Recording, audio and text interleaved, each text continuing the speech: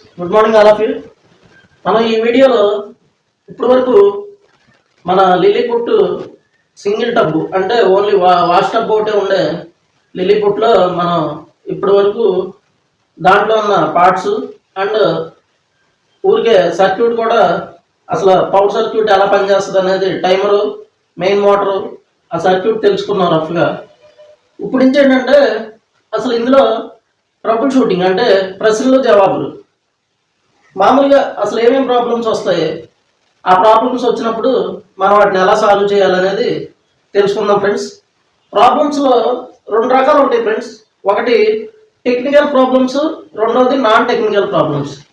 మన technical problems ఏంటంటే పవర్తో, అంటే మనం పవర్ వచ్చినప్పుడు ఓన్లీ కరెంట్ ద్వారా పనిచేసే వాటిని టెక్నికల్ ప్రాబ్లమ్స్ అంటారు.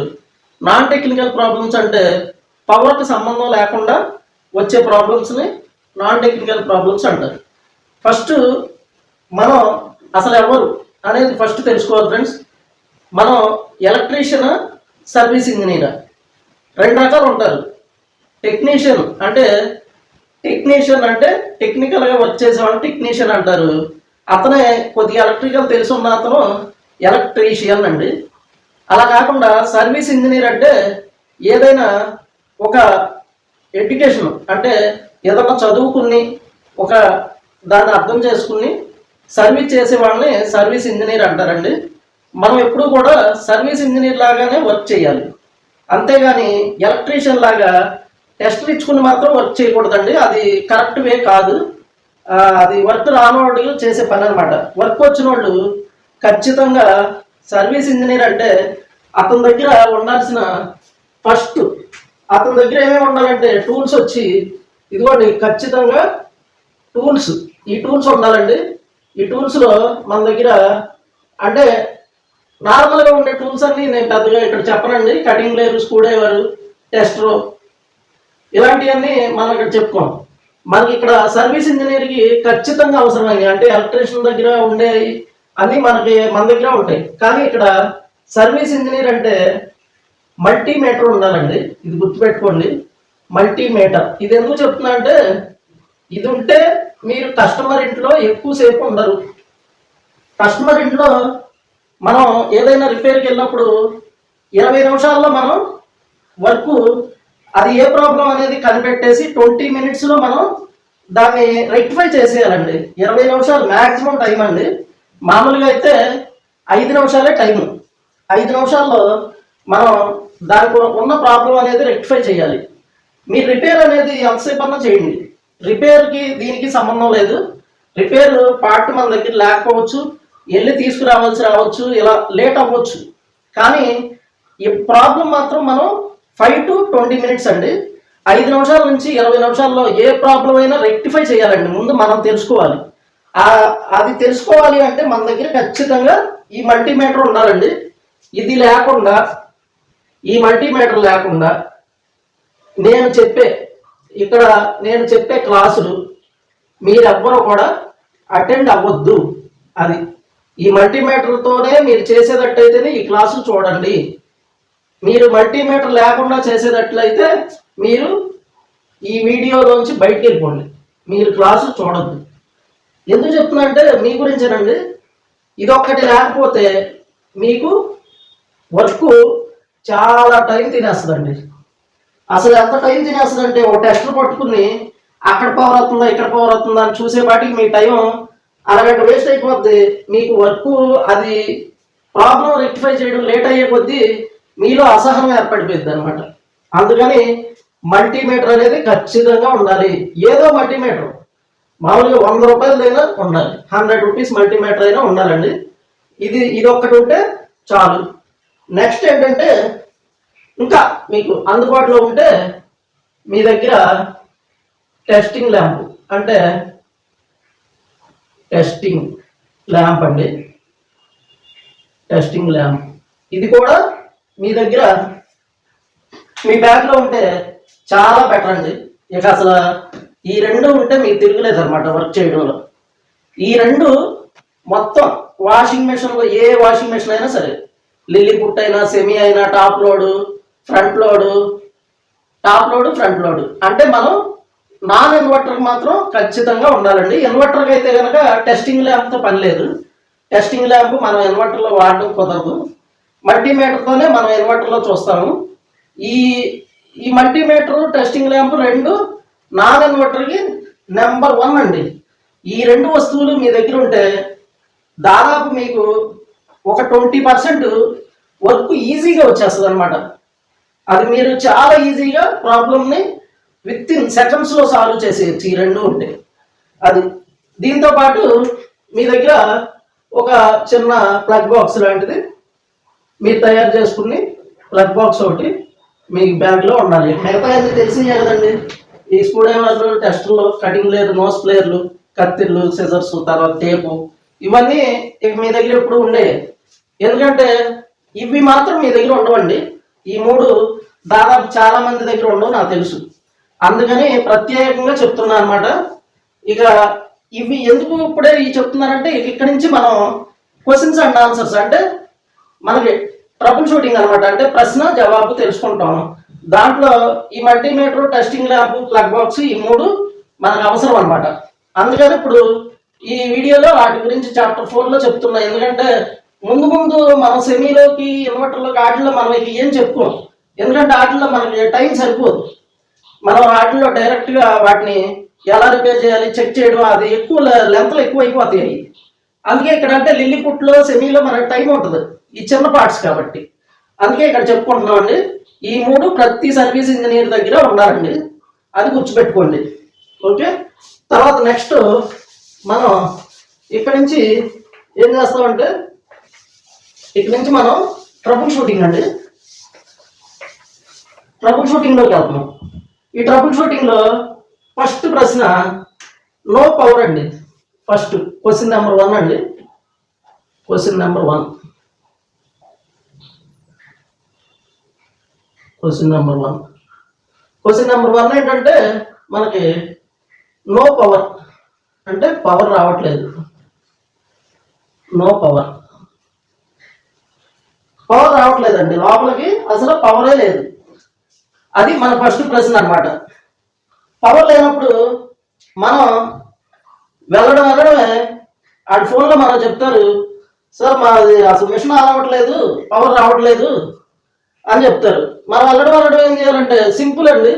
మనం వెళ్తామే అక్కడ వాషింగ్ మిషన్ ఉన్న ప్లగ్ బోర్డులో, వాషింగ్ మిషన్ ఉన్న ఆ ప్లగ్ బోర్డులో మనకి 5 పిన్ సాకెట్ ఉంటుంది. దాంట్లో మన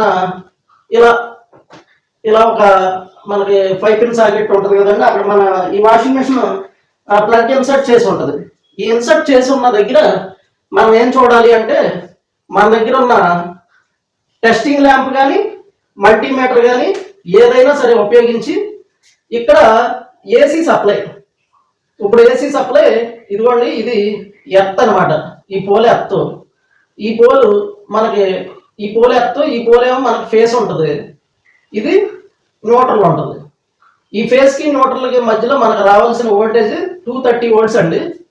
230 volts అనేది మనకు రావాలి. అక్కడ మీటర్తో చూస్తే, ఏసీలో పెట్టి మీటర్తో చూస్తే మనకి ఇక్కడ 230 volts అనేది మనకి ఇక్కడ వస్తుంది అనమాట. ఇది దీని పక్కన ఇలా స్విచ్ ఉంటుందండి. స్విచ్, ఇది స్విచ్, ఇది స్విచ్. దీనికి ప్లగ్, ఇప్పుడు దీనికి సాకెట్కి స్విచ్ ఉంటుంది ఆన్ ఆఫ్. మనకి ఈ స్విచ్ నుంచి దీనికి కనెక్షన్ ఉంటుంది కాబట్టి కొంతమంది ఏం చేస్తారంటే ఈ స్విచ్ పక్కనే ఇక్కడ ఫేస్ ఇస్తూ ఉంటారు. యాక్చువల్గా ఈ పక్కన ఫేస్ ఉంటుంది, న్యూట్రల్ ఇటు ఉంటుంది. మామూలుగా మా రూల్ ప్రకారం, అంటే మన ఎడ్యుకేషన్ ప్రకారం ఫేస్ ఇటు ఉండి న్యూట్రల్ ఇటు ఉండాలి. అది లెక్క అండి. ఇటు అటు మారిపోయినా అది పెద్ద ఇబ్బంది ఏమి ఉండదు. మామూలుగా ఏంటంటే ఇప్పుడు ఈ 2 పోల్స్కి మధ్యలో 230 volts ఏసీ రావాలండి. మీరు ఇది మీటర్తో అయినా చూడండి, టెస్టింగ్ ల్యాంప్తో చూస్తే లైట్ వెలుగుద్ది, మీటర్తో చూస్తే మనకు అక్కడ వోల్టేజ్ చూపిస్తుంది. నేను ఇక్కడ టెస్టింగ్ ల్యాంపే ఎందుకు వాడమన్నాను, మీటరు లేకపోతే టెస్టింగ్ ల్యాంప్ ఎందుకు వాడమన్నాను, ఒకవేళ న్యూట్రల్ రాదు, మీరు టెస్టర్తో చూస్తారు, టెస్టర్ వెలుగుద్ది, లోపల కరెంట్ వచ్చేస్తుందని మీరు అనుకుంటారు. ఈ న్యూట్రల్ రాలేదనుకోండి, మీరు దాన్ని అంతా ఊడదీసి దాన్ని అడిగేళ్ళకి ఇటుకెళ్ళి మీ ప్రాబ్లం అర్థం కాదు. మెయిన్ మీరు ఫెయిల్యూర్, అదో ఫెయిల్యూర్ అండి చాలా మంది. అందుకని ఇక్కడ టెస్టింగ్ ల్యాంప్ కానీ మీటర్ కానీ ఉపయోగించాలి. తర్వాత నెక్స్ట్ ఏంటంటే ఈ ఎర్త్ పాయింట్ కూడా చెక్ చేయాలి. ఎర్త్ పాయింట్ ఎలా చెక్ చేయాలంటే ఇదిగోండి, ఇందాక ఈ పోల్ మధ్య చూసాం మనం, ఈ పోల్ మధ్య మీటర్ పెట్టి చూసాం. ఇప్పుడు ఈ ఫేస్ పోల్ అంటే మనకి ఫేస్ ఇక్కడ ఉందనుకోండి, ఈ పోల్కి చూడాలి. ఫేస్ ఇక్కడ ఉంటే ఈ పోల్కి మధ్య చూడాలన్నమాట. చూసినప్పుడు కూడా మనకి 230 వోల్టేజ్ వచ్చేస్తుంది. 230 లేకపోతే ఒక 10 తగ్గినా కానీ 220 అయినా వస్తుంది అనమాట. ఏదో ఒకటి రావాలి. రాకపోయింది అనుకోండి, రాకపోతే ఇబ్బంది ఏం లేదు. ఎందుకంటే ఇది ఎర్త్ పాయింట్ అంటే మన ఈ వాషింగ్ మెషిన్కి వెళ్ళే గ్రౌండ్ పాయింట్. అంటే ఇది రాలేదంటే గ్రౌండ్ సరిలేదని అర్థం, అంటే ఎర్త్ రావట్లేదు అని అర్థం. అంటే షాకు బోకు అలాంటివి ఏమన్నా కొట్టే ఛాన్సెస్ ఉంటాయి అన్నమాట ఈ ఎర్త్ రాకపోతే. అంతేగాని వర్క్ అవడానికి ఈ ఎర్త్కి సంబంధం లేదు. వాషింగ్ మెషిన్ పనిచేయడానికి ఈ ఎర్త్కి సంబంధం ఉండదు. ఈ ఎర్త్ ఏంటంటే ఎప్పుడన్నా కానీ బాడీ షార్ట్, మోటార్ కానీ లోపల ఏదన్నా బాడీ షార్ట్ అయిపోతే కనుక ఆ బాడీ షార్ట్ అయిపోయినప్పుడు బాడీకి కరెంట్ రాకుండా, షాక్ కొట్టకుండా ఈ ఎర్త్ సేఫ్టీ పర్పస్ ఉంటుంది అనమాట. అది మనం ఫస్ట్ ఇక్కడ చూసుకోవాలి. ఇదేముందండి, ఒక్క నిమిషం కూడా పట్టదు. ఒక్క నిమిషం పని. ఒక్క నిమిషంలో మీరు వెళ్తారు, ప్లగ్ పీకేసి మీటర్తోనో ల్యాంప్తోనో జస్ట్ వోల్టేజ్ చూస్తారా, అయిపోయింది. వచ్చిందా, ఓకే గుడ్. రాలేదా, ప్రాబ్లం ఇక్కడ. అది సింపుల్గా ప్లగ్ బాక్స్ ఏదో పెట్టి ఈ జాగా కాకుండా వేరే ఆడింట్లో వేరే చాట ఎక్కడి నుంచి అయినా ఒక ప్లగ్ పాయింట్ లాగి వాషింగ్ మెషిన్ని చెక్ చేసేస్తారు. ఇక్కడ రాకపోతే, ఇక్కడ వస్తే కనుక ఓకే పవర్ సప్లై వెళ్తుంది అనేది కన్ఫర్మేషన్. దీనికి ఒక్క నిమిషం టైం అండి, 1 మినిట్ అనమాట. అది 1 మినిట్లో మీ చెక్కింగ్ అయిపోయింది. ఇక్కడ మనకి హాయిగా ప్రాబ్లం సాల్వ్, ఎందుకంటే పవర్ ఓకే అని. ఆ తర్వాత నెక్స్ట్ మెయిన్స్ కార్డు. ఇప్పుడు ఇక్కడ మనకి ఇది కదండి ప్రాబ్లం వచ్చింది, నో పవర్. మనం తర్వాత మెయిన్స్ కార్డ్ చెక్ చేస్తాం. మెయిన్స్ కార్డు మనకి ఇలా 2 పోల్స్, మొత్తం 3 పోల్స్ ఉంటాయి. మధ్యలో ఎర్త్ వదిలేయండి. ఇలా 2 పిన్లు ఉంటాయి, ఫేస్ న్యూట్రల్. ఇది మెయిన్స్ కార్డు అనుకోండి. ఈ మెయిన్స్ కార్డులో ఒకటేమో టైమర్కి వెళ్ళిపోయింది. ఇంకోటి ఏం చేస్తుంది, ఇంకోటి మోటార్లో ఉన్న నెగిటివ్ పాయింట్కి న్యూట్రల్కి మోటార్కి వెళ్ళిపోద్ది. ఇదిగోండి ఫేస్ న్యూట్రల్.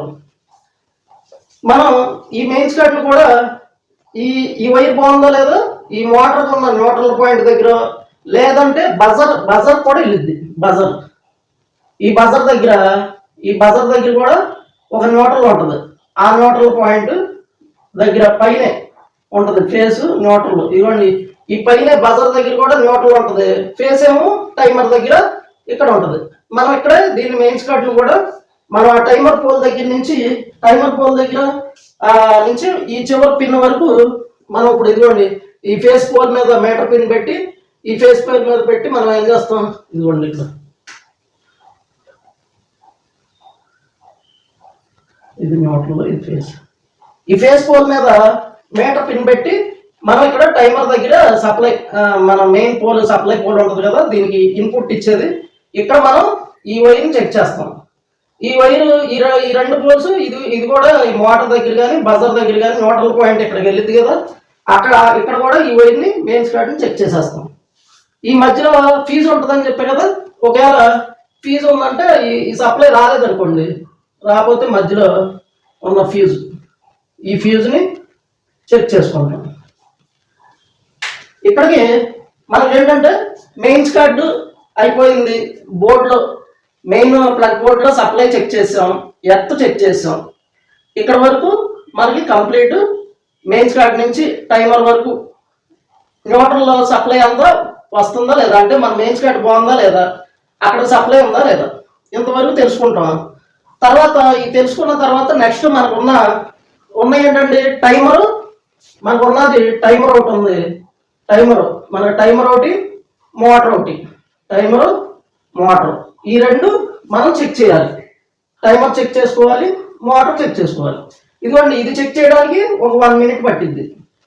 ఇప్పుడు ఎంతవరకు మనం చెప్పుకున్నది చెక్ చేయడానికి ఒక 1 మినిట్ పట్టింది. అంటే 2 మినిట్స్లో మనం ఈ రెండు చేసేస్తాం. 2 నిమిషాల్లో కరెక్ట్గా చేసేయచ్చండి. ఇది చాలా చిన్న పని. మామూలుగా కొద్దిగా అలవాటు అయ్యే కొద్దీ ఈజీ. కొత్తగా అలవాటు అయ్యే వాళ్ళు ఒక 10 నిమిషాలు తీసుకోండి, నష్టమేమీ లేదు. మనం ఇంకా 10 నిమిషాలు తీసుకున్నా 20 నిమిషాల్లో మనం ప్రాబ్లం రెక్టిఫై చేయాలన్నాం, ఇంకా 10 మినిట్స్ ఉంది, మనకి ఇబ్బంది ఏమీ లేదు. అందుకని మనం ఇక్కడ వరకు చెక్ చేస్తాం. ఇప్పుడు నెక్స్ట్ టైమర్ చెక్ చేసుకోవాలి. టైమర్ చెక్ చేసుకుంటే మనకి ప్రాబ్లం సాల్వ్ అయిపోద్ది. ఎందుకంటే లో పవర్లో ఉండేది టైమర్ కంప్లైంట్ ఉంటుంది, మెయిన్స్ కట్ కంప్లైంట్ ఉంటుంది, లేకపోతే ఫీజు పోయిద్ది, లేకపోతే అసలు ప్లగ్ దగ్గరే కరెంట్ రాదు. ఇవే కంప్లైంట్లు ఉంటాయి. ఎందుకంటే మెయిన్ ఎక్కువగా వీటిలోనే టైమర్ వరకే ఉంటాయి. ఒక్కోసారి టైమర్ పోయిద్ది, టైమర్ పవర్ డెడ్ అయిపోద్ది, లోపల కనెక్టర్ కాలిపోయిద్ది.